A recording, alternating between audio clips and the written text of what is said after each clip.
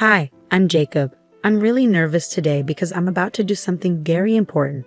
I'm going to Sarah's house to ask her to marry me. Sarah and I were classmates when we were younger, and we started dating again after meeting at a school reunion 6 months ago. We're both older now, in our 30s, and we've been talking about our future a lot. Sarah has been talking about getting married, and although it made me a bit nervous, I also thought it might be a good idea. So we decided to get married.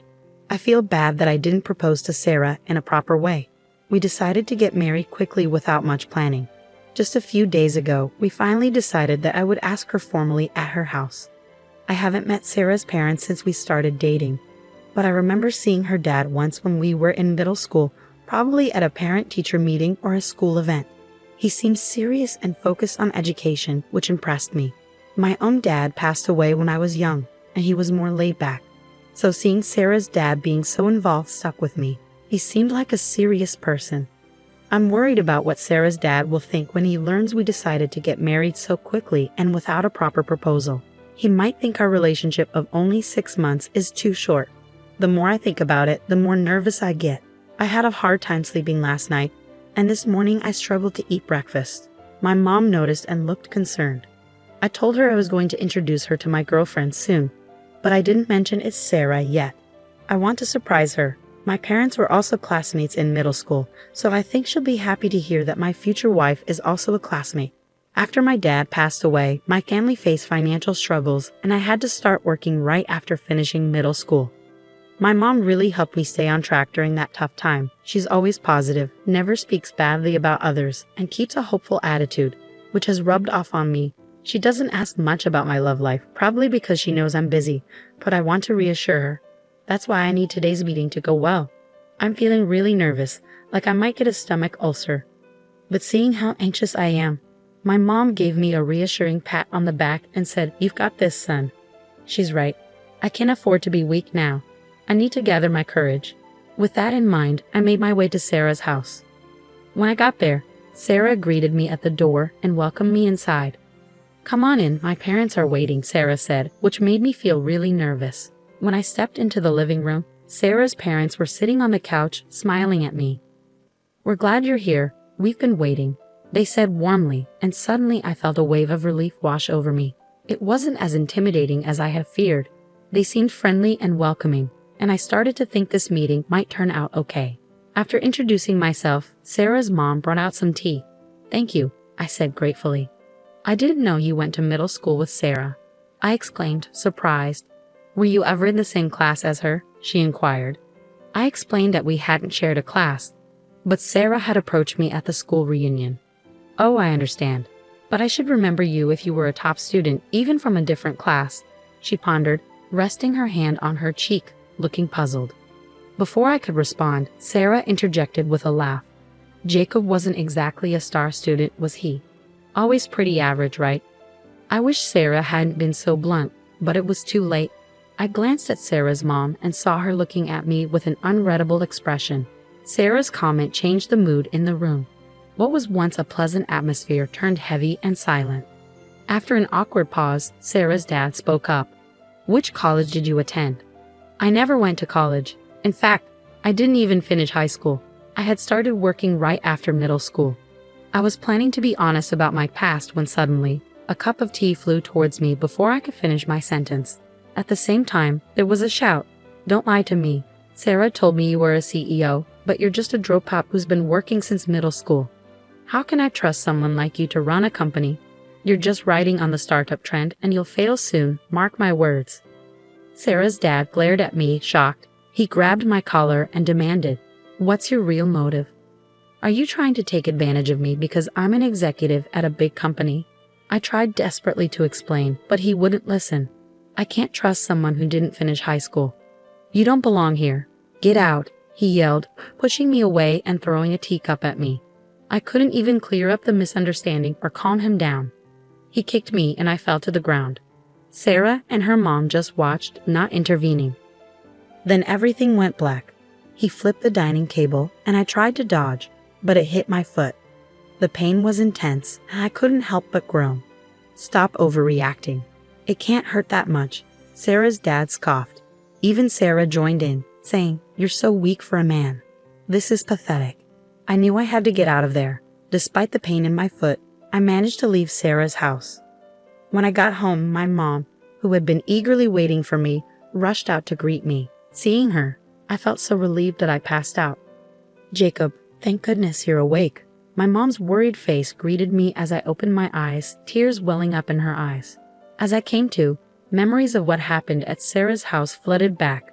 I was supposed to make her happy, but instead, I ended up causing her worry and sadness. "I'm sorry, Mom. I don't think I can introduce you to my girlfriend after all," I confessed. "Don't worry about it, Jacob. I'm just glad you're awake," my mom reassured me. "I was really surprised when you collapsed in front of me. You slept for a full day due to the shock. According to the doctor, it seems like you broke a bone in your toe. You'll be discharged from a hospital soon, but it'll take about a month to heal. They also found bruises all over your body." Prompted by my mom's encouragement, I began to recount what had happened that day. As soon as I mentioned Sarah's last name, I noticed a change in my mom's expression. "Johnson, you don't mean..." Her face turned pale. It dawned on me that when I was in junior high, Sarah's dad had criticized my mom, saying that having a single parent's child around was a bad influence on his daughter. My dad wasn't around during my junior high years, and my mom, who was working hard every day, could only attend school events once in those 3 years. She was hurt deeply by what Sarah's dad said to her on that occasion. She never spoke about it or showed any signs of being affected by it. But now, seeing my mom's frustrated expression, saying, "I can't believe the person who said such a thing hurt my son," my anger surged. It wasn't just about him looking down on me for only finishing junior high, but he had also hurt my mom in the past. At that moment, I resolved to confront them, father and daughter. The next day, I made my way to Sarah's house again. I had let her know beforehand, but Sarah didn't seem to feel guilty about what happened. Instead, she blamed me for the lack of communication during the day I was unconscious. That's just how she was. It made me feel pathetic to think that the person I planned to marry could act like that. But at the same time, I realized it was a good thing to find out before getting married. When I arrived at Sarah's house, both her parents were waiting outside. "Daring to come back here? Don't you dare set foot in this house again." Sarah's dad was already being aggressive. He didn't even acknowledge that I was on crutches with a cast on my left foot. "I have no intention of coming back inside. I've decided to file a complaint, so I came to inform you today," I declared. My words seemed to catch them off guard, and they exchanged looks before bursting into laughter. "Wait, you're serious about filing a complaint? You weren't seriously hurt. It's ridiculous to sue your fiancé's dad," Sarah argued. I informed her that the engagement was off. I thought they might be surprised or upset when I mentioned the complaint and the breakup, but they didn't seem to care. "Don't give up just because the meeting didn't go well. If you apologize, Jacob, I'll ask my dad to give you another chance," Sarah said arrogantly. "Why should I apologize?" I felt my anger rising, and I said firmly, "I have nothing to apologize for. I'm serious about both ending the engagement and filing the complaint." Then Sarah, trying to play the tragic hero, said, "My father could easily squash something like a police report. He could even make this broken engagement disappear if it happened now." I couldn't believe her audacity. How dare she act so superior? Then even Sarah's dad joined in, saying, "Sarah, we're better off without a man like this. Go ahead, file a police report if you want. I doubt you have enough evidence for it to mean anything anyway," he sneered, laughing mockingly. Like father, like daughter. That phrase suddenly felt very fitting. "Are you sure about that?" I decided to disrupt their laughter. "You have no proof that I did anything, so the police can't do anything.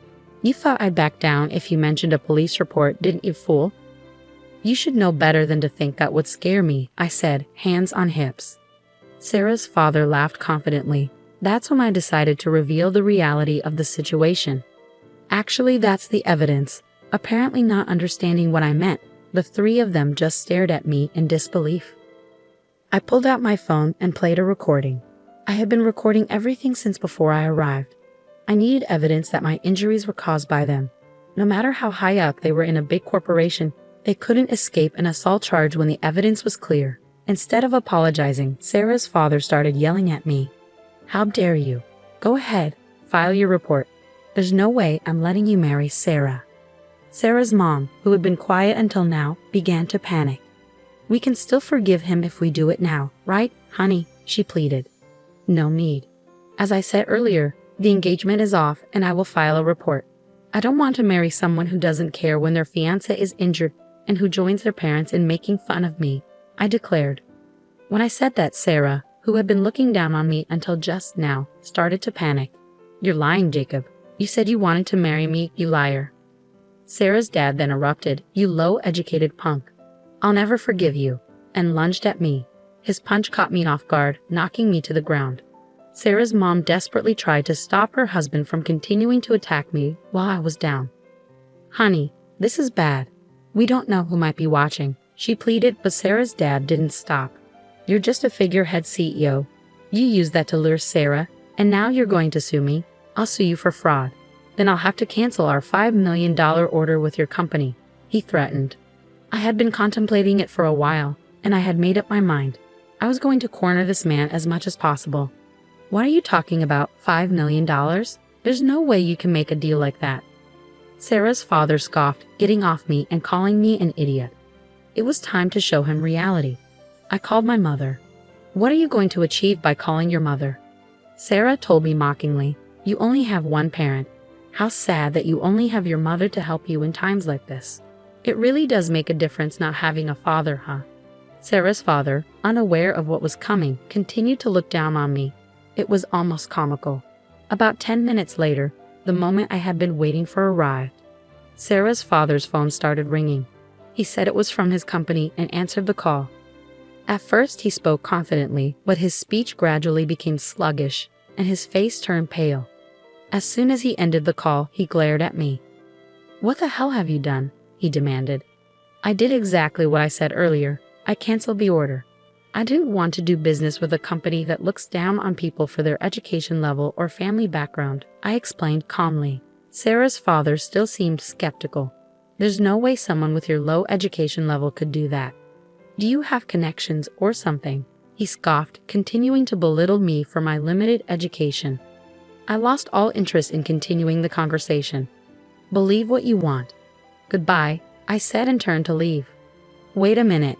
Sarah's father tried to chase after me, shouting, but he was stopped by Sarah and her mother, demanding, what's this about $5 million? What was that phone call about? He was stuck. It was true that I only finished middle school, and it could be said that I just caught the startup wave. But with the money I saved with my mother, I started a successful business that traded with major companies. Now I had my mother, who was the vice president of my company, contact Sarah's father's company. I didn't want to mix personal matters with work, but I had reached my limit.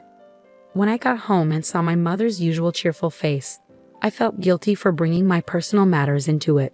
I felt like my time as a CEO was over, and I regretted making my mother take on such an unpleasant role. Sorry, Mom, for making you make that unpleasant call. I apologized. But instead of being upset, my mother was smiling.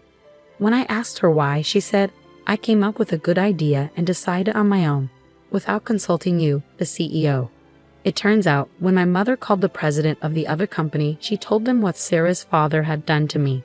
She suggested that if Sarah's father was fired, the cancellation of the order could be revoked. By the time I got home, the president of the other company had called to say that Sarah's father had indeed been fired. True to her word, my mother continued the order. I didn't mind making the call, and we didn't have to search for another supplier. We simply removed a toxic individual who only cared about status and insulted others. With that, my mother encouraged me as if there was nothing to worry about. Afterwards, I received numerous calls and emails from Sarah, pressuring me to marry her, so I blocked her number. According to a story I heard from a middle school classmate, after this incident, Sarah found out I was the CEO and approached me at the reunion. She likely wanted to be the CEO's wife and began dating me, discussing marriage. Sarah's father was arrested because I filed a complaint. Sarah's mother, who had been boasting about her husband's job at a major company, couldn't bear the neighborhood's judgment upon learning he was arrested. She seemed to have disappeared somewhere, leaving Sarah behind. It was a fitting end for a mother and daughter who were solely concerned about their image. I maintained our contract with the company where Sarah's father had worked, and we now have a good relationship. There are discussions about new projects, and it seems like my days will remain busy but fulfilling for a while.